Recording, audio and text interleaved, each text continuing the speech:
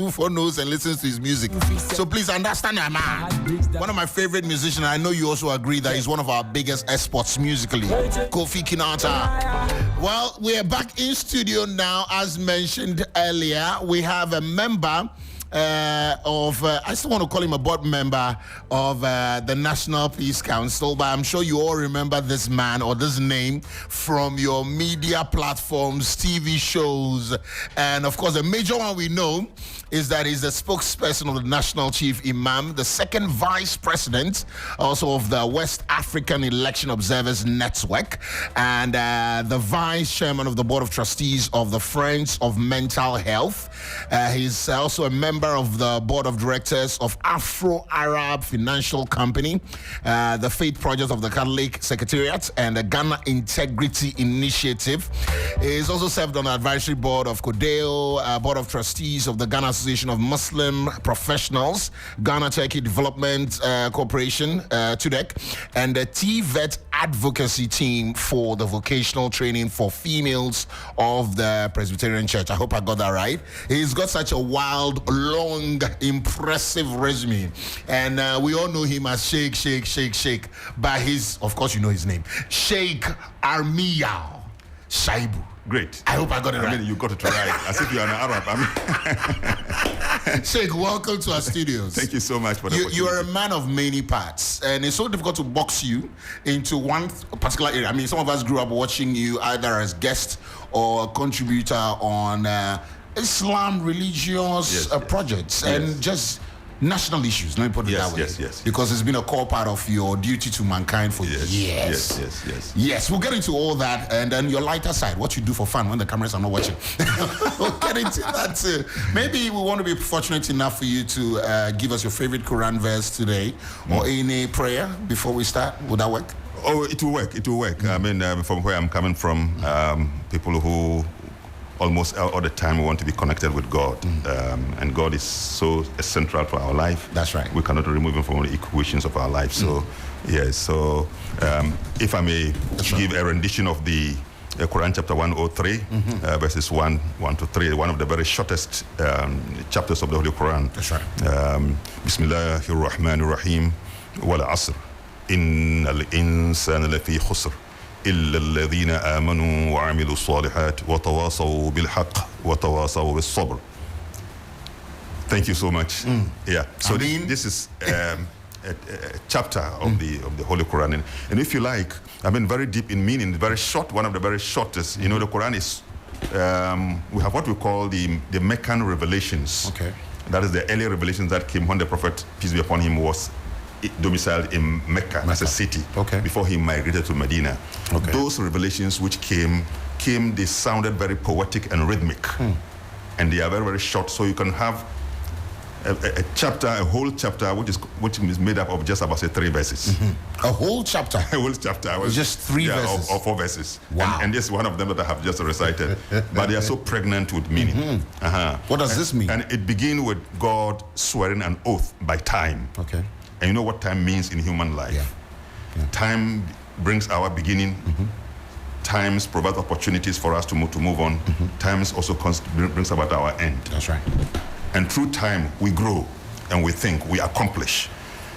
But time can also be wasted and to render life completely purposeless and wasteful if one does not understand what time means in his life. So God swore by time. He swears by things that are so important because he himself was not created by time, and he's not confined by time and defined by time. That's right. So outside of time, he has existed. But because of its importance to us as humans, he swears by it, so he can draw attention to its importance to us. You cannot waste your time. Time is you, and you are time. Wow. Waste of time, and you waste your life. That's what it is. It's actually a sin. Yeah. So for us, and I think that for all other faith and those who are very reflective of life, waste of time is one of the dangerous things. And that's why the white man will tell you, time is money. That's right. Makes a lot of meaning. I mean, a big sense right now. So he's putting in this perspective. Exactly. So he swore by time, but then he said, man is in a state of loss. That given how the distractions of life can take away man from his purpose and his focus, if he's not well guided by faith and the Spirit of God, he can waste all these.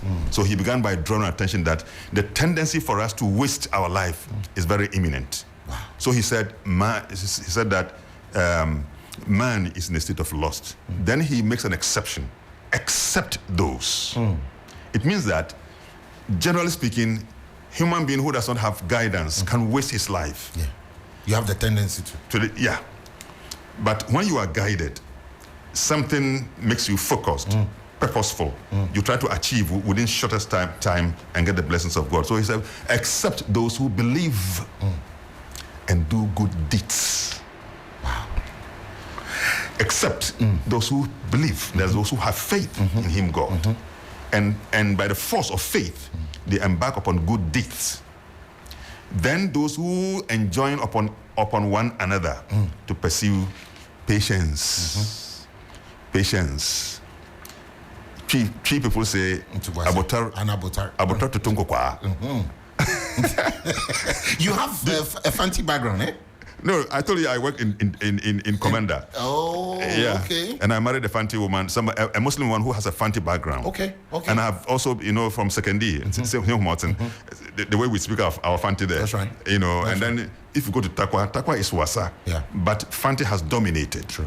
So you don't hear more trade and all. Yeah, so except you go to the hinterlands, that's when you see the Wasa being spoken. That's right. But if you are in Takwa, it's all Fanti all around. So now that you've mentioned it, I think a bit of that background would do, because a lot of people know you. I mean, many people identify with your name, your brand, as that religious leader, that religious scholar, spokesperson for the National Chief Imam, yes. and a man of many. I mean, how you do that, combining all these various roles, is another subject we'll study much later on. But walk us through a little bit about your background for us. Socially speaking, I belong to the typical Zongo brand of a Muslim. Okay. Typical Zongo. What I mean by Zongo? Those of us who trace our history and our origin from the northern part of Nigeria. Okay. So I'm a Hausa. I'm a Hausa. Born Sekendi. Okay. Now, I began my education from a typical Islamic traditional school. Okay. Makaranta. Makaranta. Okay. Yeah. Then somewhere in 1966 or so, there's this Kwame Nkrumah's this expanded education that wanted everybody to go to school. All inclusive. So we were visited by officers and who told us to use your hand if your hand can reach your ear, and then the two will stand here. so from there, that's how they were grading. So they were grading us. Separating you from. Yeah, so that it means that we are now okay to go to school. Wow. Began my schooling in Sekendi. At P6, when I was supposed to go to Primary 6, I joined my father in Takwa. My father was an Arabic teacher, or Islamic instructor in a school that we call the Aboso English and Arabic School. So because he was an instructor and I go there, but my father, to be honest with you, was I had a benefit of a very strict parent. Now what I'm doing now, I give it back to him. The credit goes back to him. That's right. Very devout Muslim cleric, very sincere, very moral, and he was very, very particular about what a child does, monitoring us. I didn't have the benefit of moving around to go and play. So I saw football being played. I couldn't enjoy football. And any day I joined my friends, I was laughed at because I couldn't even know how to throw my leg. So because of that, in sports, all that I could now... Yes, Papa. So because of that, the sports that I found easy to do when I got to school was to do athletics. Okay. Track and field. Yeah, track field. So for that one, you don't need skills you only need some coaching. That's right. Yeah, because of it. So I couldn't play any sports, So whilst there, I was able to finish. In 1973, I completed Form 4. Okay. Had a benefit of some very good teachers, very, very good teachers. I still give them credit. That's right. Especially my P6 teacher. I don't joke with him. I can't remember his name now, but a nickname we gave him is what I remember. As an Ewe teacher, he was Ewe, and because of that, I have some bonding with the Ewe people. I like the Ewe people a lot. Right. We gave him a name, Teacher Toboli, because the very week he came, he was such an active teacher. Look, he was a teacher through and through. Yeah. And so when I became a teacher, he was one of your models. Yeah. Because I also became a teacher. And he taught us a song, Jevin Yelo Toboli. Jevin Yelo Toboli. Megwa Fuenamo. Megwa Fizinyeji. Toboli. Fuenamo. Toboli. The Cafafile Zaminamo. Mega Fabulous Zaminamo. Jevin Yelo Toboli. Look, this song was in P6. And can you remember how can I remember it today? After all these years. It tells you when a teacher impacts on you. So I talk to modern day teachers. Look, if you are a teacher, that's what the profession you have chosen, do it well. It's a calling. It's a calling, do it well. And I got inspired by him when I was also in the classroom. I didn't joke with my work as a teacher, you know. So, having finished Form 4, I can remember also my teacher who taught me up to Form 4. He taught us in Form 2. He saw how brilliant we were. He said he couldn't leave us alone. So Form 3, he took us to Form 3. Yes. And then we got to Form 4. When we finished Form 4, he also left the school. So, you know, after Form 4, two factors delayed my educational career. One, the finances of the house was not that sufficient. Okay. Two, my father was not excited about Western formal education. So he said after Form 4, it was enough.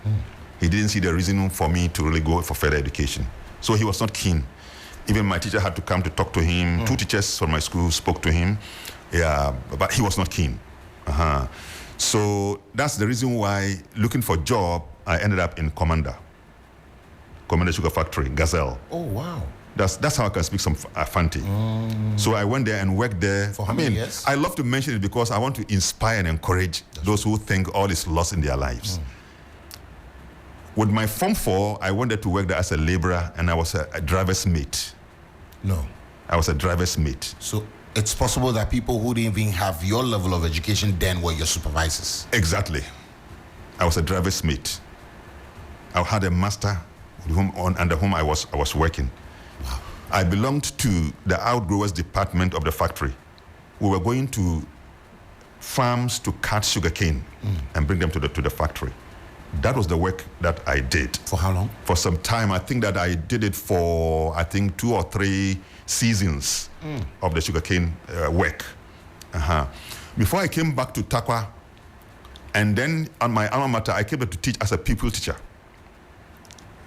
I mean, I took Arabic language and Islamic studies for the school where I completed. One of my teachers who wanted to resign asked me to do so. So, look, as I was doing so, it appears to me as if teaching was my calling. So my senior colleagues pressurized me, mounted pressure on me to go to school. They pressurized me. I was not a trade teacher, but I was behaving like one. I shared with them the roster to teach Form 4 Maths and English. At the parade, I conducted a parade, just like any teacher will do. So when they looked at me, they thought that, probably I may be wasting my time. So they mounted pressure on me. So I remember one of the head teachers, primary head teacher, Mr. Gansa, he's an Nzema. I was in the classroom teaching, and he rushed to me that, look, the teacher training college forms are out. Quickly go and pick it. Go. He just instructed me, go. Right when you were teaching? Yes. So I had to go and buy the form, and then I tried, went. I was invited. I went for an interview. At the interview, they doubted whether I hadn't been to secondary school. Whoa. Yeah. As we finished, they asked me, which secondary school you had? And I said, no, I hadn't attended. They said it is not true. Wow. They said it's not true. And that's how our teachers of old really prepared us. That's how our teachers, I want to tell every teacher who is listening to me, our teachers of old, that's why we truly mention them and give them the credit, how they brought us up. The commitment with which they taught us, I think it made me. So even without a secondary school, I spoke, and the people thought that I had gone to, so I ended up in Sefiyasu Training College, take up the teaching profession. After my completion, my first station was at Techiman. Okay. Yes, I taught at the Techiman Ahmadiyya Middle School. There for I think some 2 or 3 years. Then I sought transfer to come to Kumasi. still in the Ahmadiyya middle school there at Asokwa. I came and taught there. Then after that, I also taught briefly at the Ahmadiyya Secondary School, Amas. Okay. Yes, and all this I was teaching Arabic and Islamic studies because that's my field. Okay. Yeah, that is after I had gone to the university. Okay. The diploma study in the study of religions, and afterwards I also went to do my degree, and I did psychology and study of religions. Yeah, and then came back to come and do my work. After the university, having taught briefly at Amas, then I came to join the Islamic Education Unit of the Ghana Education Service, where I worked as a supervisor, supervising the teaching of Arabic and Islamic studies. Then when my boss went on retirement, I took over. Okay. And I remained there working, as the regional manager of Islamic Education Unit of the Ghana Education Service. That's my professional side. Okay. But as I was doing all these, I was also doing so many other things. Exactly. I was going there because, and especially now that we all know what you're about, especially with your many roles. Yes. I was going to ask, at what point did your connection with the Chief Imam's office happen? Yeah. Because you've been in that position for 10 years now. Yes, right? yes. So this is one of the latter day jobs that. As I was doing this work, I was also connected with the Muslim community. Okay. Yeah. Almost most events, when they needed somebody to moderate, I'll be the one there to we watch on TV. You even interpret at some point. Yes, and doing man so. The show. Exactly. I was very mindful of my role to also promote Islam in Ghana and also development of our society. We saw how deprived our community was, and we also want to seek opportunity to bring development. So because of that, I was so close, deep into the society. That's right. And society appreciated my potential to be used in a more positive way. And so one of those was, of course, I was able to articulate the religion very well. Then I'll be invited on some radio stations, television. I come as a guest, come and explain, some few things. In fact, I became virtually the one who explains most of the things and to also address misconceptions. Sure. So I was doing so on GTV at the time when we had this program we call Akida. Akida.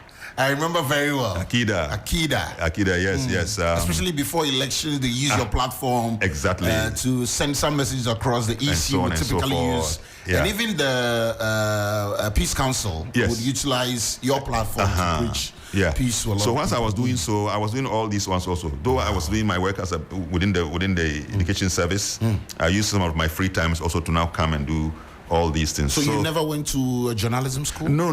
What? No. So I think some of my good friends who are journalists thought that I'm a trained journalist. Yes. So I had to confess to the whole world that I have never had any training in journalism. You do it so well. Yeah, I've never had any training, but closely working with the media and every day adding to the experience. That's right. So has helped also, and then maybe probably the education that we're able to get, has helped us, and then gradually maturing.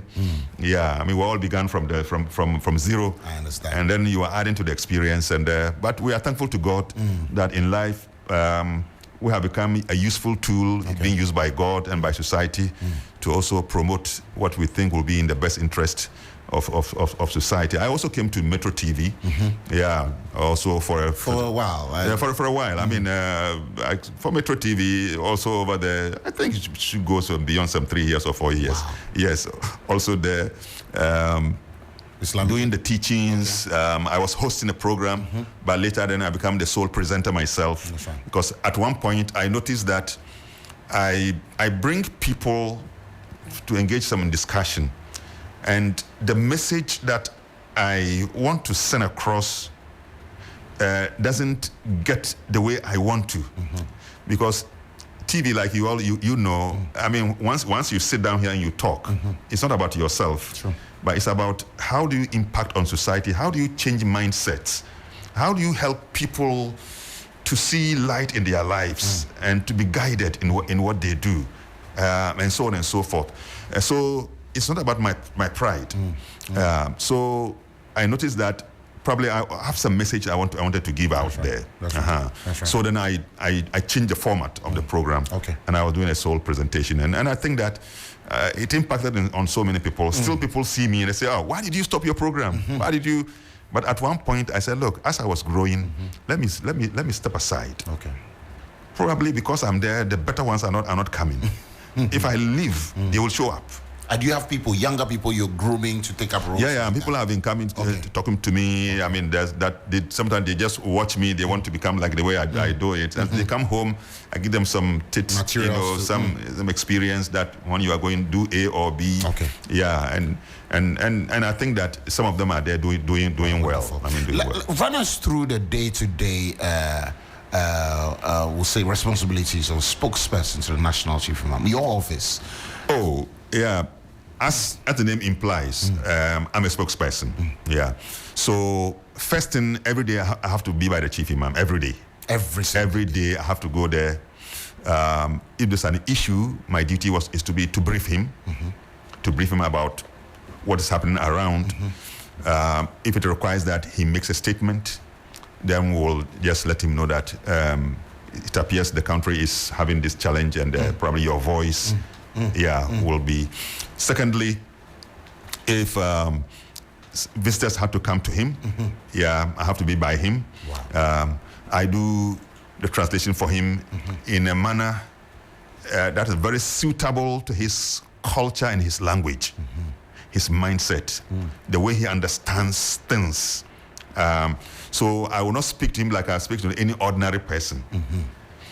I know the choice of words, which when I use now hits his mind, and I will leave him himself to make his responses. So whoever comes there, from His Excellency the President, to the MP, to the MCE, to the flag bearers of political parties, to ambassadors who do come there, visitors who come from outside the country, researchers who all do come and they want to hear his voice.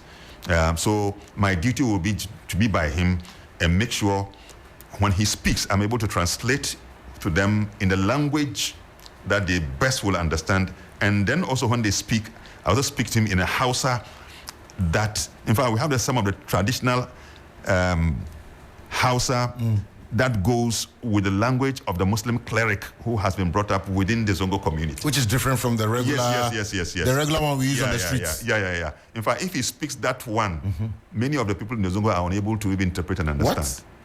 Many. There is Hausa before Hausa. Yes. Especially the Hausa that is used in the Islamic traditional academic work. Okay. You see, so for the chief imam, for example, he's a cleric.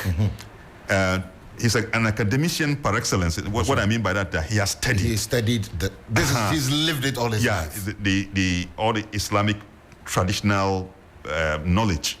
Yeah, he has gotten them. Like, for example, interpretation of the Holy Quran, rhetorics of the Arabic language, Arabic syntax, Arabic etymology, and then the history and the seerah and the biography of the Prophet. You know, all these things are packs of knowledge. Yeah, and for you to really get to his level where you are able to interpret, you have to really get to all these, put them together. So we call them the Islamic traditional sciences. Wow. So you must be somebody who is abreast with the language to be able to interpret his language when he's speaking to people. So luckily, I also, in fact, in the Islamic studies, the traditional studies, I'm a product of traditional Islamic learning. Apart from the formal education. Formal education exposed me to this kind of... Okay. So I have never traveled to Saudi Arabia or any Arab country to learn about Islam. This tradition that I'm talking to you about is a master-student relationship. Okay. So you have the book when you sit in front of your master and you read line by line and he interprets. And it takes long, in fact, to graduate. It takes long to graduate. So it's different from the formal. It got its own structures. That's right. You know, so because I have gone through that system, I appear to understand him better when he speaks, and I'm able to do so. When he travels to any place or he meets any social group, I I have to be there. When he speaks, I'm the one who should be able to carry what message he gave. And I'll tell you a story about the difficulty in doing I was going to get there. I was going to go there. The difficulty, and this is it May 3rd or 13th cycle disaster? June 4. June is it June 4? The cycle. The cycle one where people died. Yes. Is it June 3rd? Oh, June 3rd, sorry. June 3rd. Yeah, June 3rd disaster. Yes. There was a memorial service. I think it's organized by this same your station here. Media General, eh? Yes. Okay. Together with the I wasn't here then. You weren't here then. Yeah, I wasn't here then. Together with the Rawlings's daughter, Zeneto. Okay. She was there at the time. I think there was some joint something. Okay. I fell into some serious difficulty in interpreting. The chief imam, he belongs to one of the Islamic mystical confraternities. Okay. And that's what we call the Tijaniya. Tijaniya. Yeah, when you hear the Tijaniya, there are certain mystical confraternities in Islam, and they are very, very spiritual. And they are a smaller group. In fact, in Ghana here, it's a major group in Ghana here. Okay. In Ghana, it's a major group. Okay. And Chief Imam is one of those clerics. So his background is also mystical and spiritual. Okay. Yeah. So, mystical people have the way they interpret events. True. Beyond science. Yeah. So we went to this ceremony at a time when people were grieving, sad. They were in red, they were in black. Some of them were wailing. But when the old man was speaking, he said, these things, when they happen, they are also a blessing. How are you supposed to say this? No, this is what people call emotional intelligence and all the other things that read the room. Yeah. So when he said so, I quickly had to figure out how to break it down. How do I... You can't misinform us. How do I put it in such a way that it doesn't hurt us? Because they are human beings. Some of them have loved dear ones, children, husbands, uncles, pregnant women, and so on and so forth. So as they are grieving, how do you tell them that it was a blessing? Yes. So I have to find a way to move around it in such a way that, because they will not understand the old man. No. It's one in this case, we will not understand you, because then you are the one saying it. That is it. Looking at you. Yeah. In fact, somebody told me that. He said, Sheikh, in fact, you see, when the old man speaks, you are the one who is helping this country. Somebody, he told me, he said, you are the one helping this country. Yes, because you see, if the old man insults us, he can't get it wrong. It's not him. He said, we didn't hear it. You are the one who will carry it. So it's been very exciting to be doing this work, but at times it can also be challenging. You learn and unlearn every day. Exactly. And I have to learn from him, his mood, his mindset, how he feels about the event over there, and then look at all the environment, the culture of the people he's talking to be able to make a meaning out of what he says. I'll give another example. We went to, when there was this conflict between the Zongo community and the Tafo traditional authority. It's a big deal. Yes, it was a big deal. It was a big deal. So it was suggested that he had to go there. So we went. To cut it short, we had a nice, engagement, and the chief there, the Tafohini, was happy. The old man has come to his palace. So he told us, spokesperson, Chief Imam Chami. Mantu Chief Imam say, Nananya ho kase ya, or the chede bi adeba. Nanana pese, or many who say at the chede ni yadeba. So I had to tell the Chief Imam that this is what is going to happen. Traditionally, I have great respect for the traditional people. That's right. Yeah, I have great respect for them. Traditionally, for them, they use schnapps and so on and so forth. So I'm waiting for it. You are beginning to laugh. I am waiting for it. I want to see how this was settled. Yes. So, about 2 strong bottles of schnapp was going to be given to us, to be given to the Chief Imam. Chief Imam and his entourage. Schnapp. Schnapp. Yes. Sheikh. And, you know, sometimes you need to really have to meander your way through. We have gone for a mission. And that mission was to seek peace and reconcile the people there. That is our mission. That is the paramount there. That's paramount. So, when I saw the young man bringing the schnapps, I started reflecting in myself, should I take it? Then I told myself, should the chief imam take it? He said, no, chief imam will not take this, but I will take it. Wow.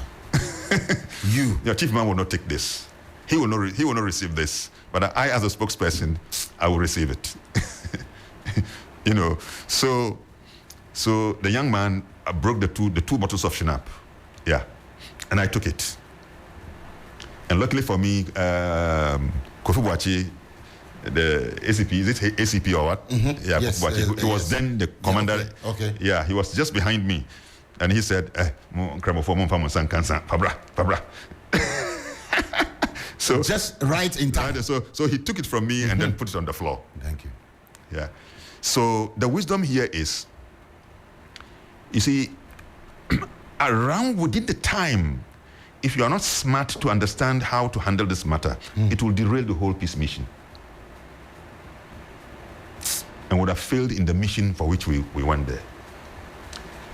So we took it, and then finally it was passed back to them again that Nana, sir, Musa Kramofodia and Sandy Yamfendi Juma, Nana so nya hofo bebre.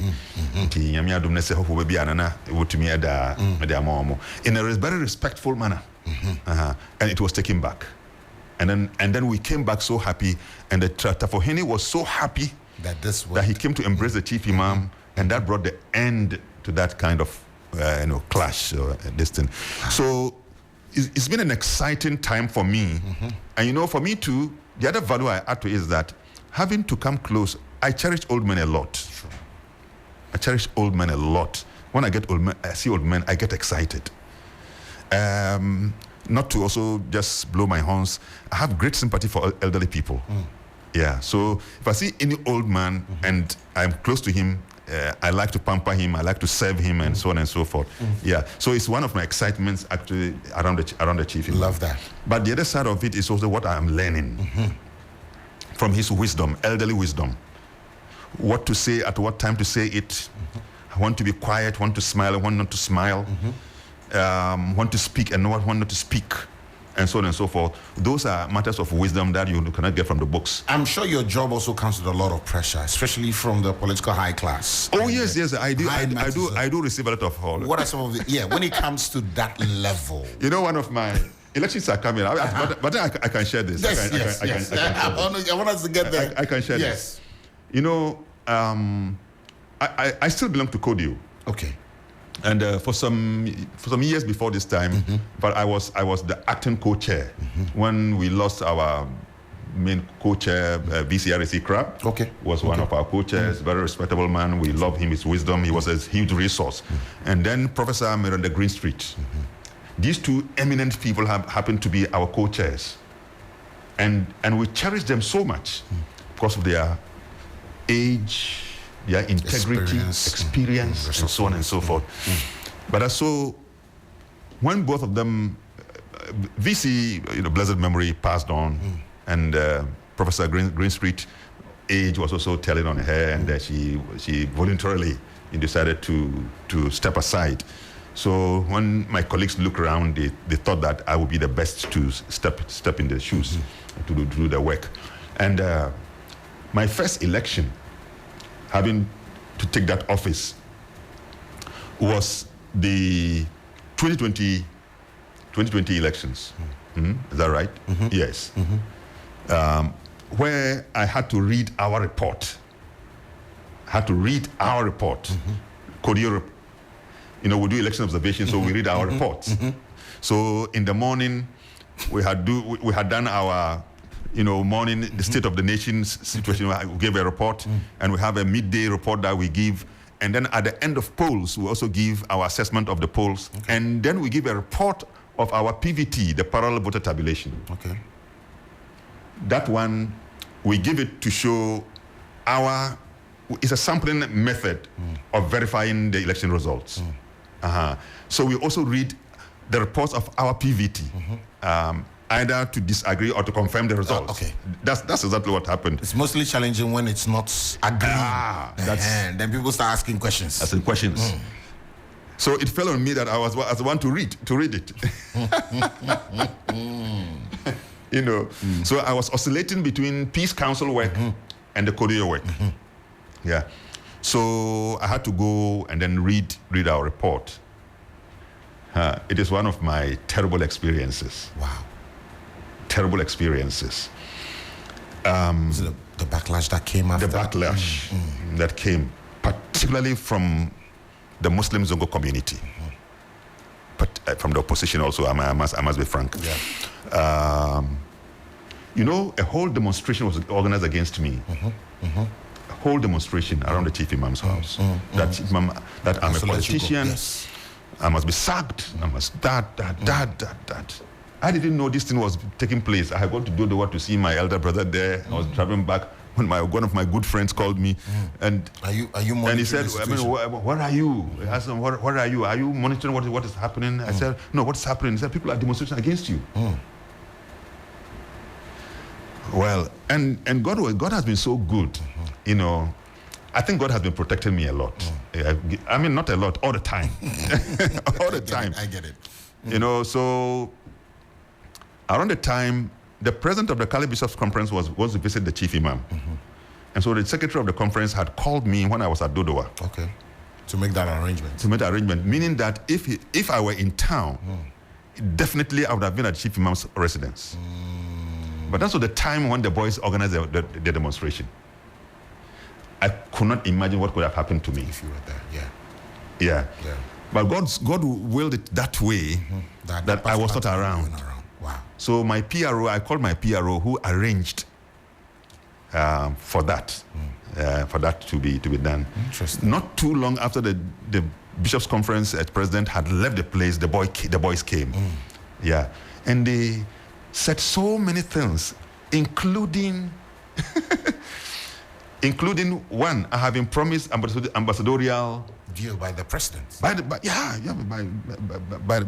party. I have been promised ambassadorial. So they look at my background and look what fits me. These are people giving you portfolios. Portfolios. You have nothing to do. I have you have no knowledge. I said I have been promised. I have been promised an ambassadorial appointment in Saudi Arabia. 2, I have been given V8. I wish that when we go out, you see my car. I've seen it before, sir. You see, I haven't pushed it before, but I've seen it before. Some people said I have been promised some amount of money. I think $240,000 or something. You know, and I playfully tell people when I heard that amount was coming, I didn't have a dollar account, so I have some $1,000 there. So I rushed to go and open a dollar account. So in case it comes. In case it comes. Sheikh. Here am I. You know, so I have suffered a lot of, I think I have been boxed, you know, and misconstrued. Misrepresented because of what I do close to the chief imam. And I will frank here. Sometimes I detest and dislike attempt to use the chief imam for political branding. Now, I'll be frank here. Okay. Yeah. How do they do it? The attempt. No, both parties do it. I know. But how? What about they want to do? Their relationship with what about they want to do? They say, "Oh, chief imam is our father." We want his blessings. Then they will put him in front. What about both parties? I mean, and the man is the man for the people. Exactly. And so, because he's also the very friendly, gentle, calm, who doesn't. Chief Imam's demeanor is such that even what he dislikes, he doesn't express. That's why when we are around him, we become his protectors. Because of the reverence and respect we have for him, we think you are doing something disrespectful. We would try to find a way to say, no, this one you can't. It's good you mentioned that, but not to cut you, sir. Yes. We've heard a lot of rumors around people who protect or around the chief imam. Yes. Some people have leveled, corruption allegations around people around his person. I mean, those they do come They up. get money, and it's like when you pay this person, you are able to see. When you do, yeah. How do these things get to him? How? And I'm sure he's aware. It's like his place is like the presidency or the palace of a chief. You know, all the time you see people parading around. Sometimes as middlemen, they give you an impression that, oh, I'm the one who can help you to see him. Sometimes they are even not. Wow. They are even not. But then they will find their way through somebody. Sometimes some celebrities will come. You don't know how they even got there. Somebody wants to come. Sometimes you want to look at the person and say, how especially is some of them, man? their outfits. Their outfits, you know, you are not comfortable. You know, I'll give you another example. This work has been very exciting but very difficult. And sometimes people think that we close to him are those who do it. So we receive the bashing. Yes. The insult. People Look, I have received insults. Yes. For you are the forefront of all the... You receive it anything on a that daily happens. basis. Exactly. It's Sheikh, the one who did it. He's the one. You know, I remember there was a program at the Holiday Inn. That day was, I think, the Canada Independence Day or National Day of Canada. I think there were some people from Canada who wanted also to, and they attempted to use the chief imam to, you know, to also show that to the embassy that they are on the ground, you know. So I arrived there, and when I arrived there, then they told me, okay, when the chief imam comes, we want to come and receive him with some cultural drums. I said, no, okay, because of his religious leader, the way he is, we have our own way of receiving him. Okay. So you let him come. When we come, we'll see. So Chief Imam came, but when I entered the hall, I viewed that type of people I saw. I wasn't comfortable. I wasn't comfortable. So my heart began beating. But already we are there. But I arrived there first. Okay. So when old man came, he was given a seat. It was Canada National Day, so I mean, what can you do? I spoke on his behalf, and he was there. Then they said they were going to do cultural display. Wow. And this is about women who are half naked. Major. And if this goes on any media platform, Charlie, you are in trouble. We were fortunate that the powerful media houses were not there. Wow. And I predicted we would have been beaten.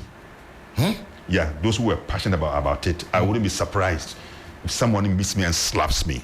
What? I wouldn't be surprised. Is that how delicate your position is? Yes. So delicate. Now, especially with this political polarization that we are in. I mean, anywhere I go, people monitor. They want to hear what I say. I believe, as I'm speaking now, I mean, of course. I mean, once they hear that Sheikh is going here, eagle eye on you. I mean, they want to know what I will say. Yeah. So it's a terrible thing. So as we were sitting down, these people came out. They came in the depot style. The depot style. Oh. No bra. Chile. Huge woman. What? Look, I became stiff. Not erect. Excuse me, I tried to find my unnecessary part of the brain.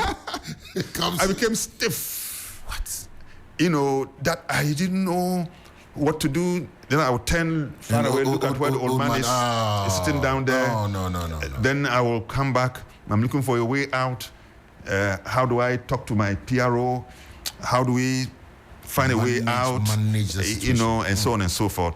And finally, halfway, when they finished and they went away, we sought permission to leave and left the place.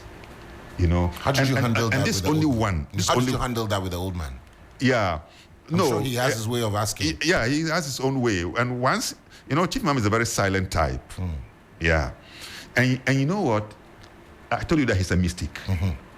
And mystical people have the way they interpret their things.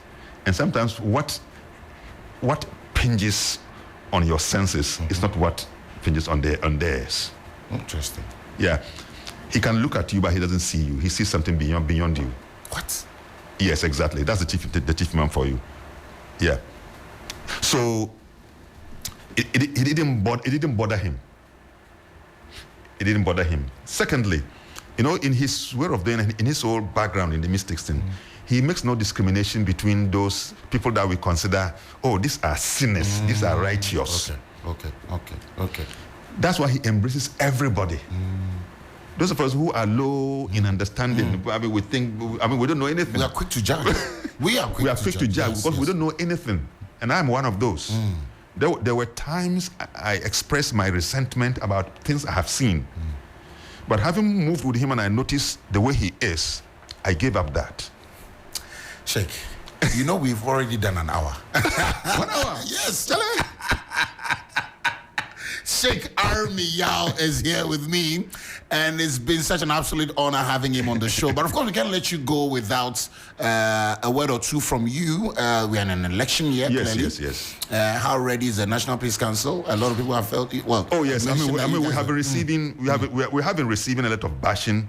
Let me use your medium to say that we respect the views that have been expressed. Okay. What it means is that there's a lot of expectation. That's what it means. All right.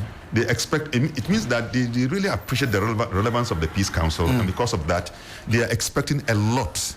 Unfortunately, the mandate that has been given to the Peace Council is not to the degree that they think we can do. In fact, there are areas when we enter, we can be taken to court. What? Exactly, because our mandate does not extend to that.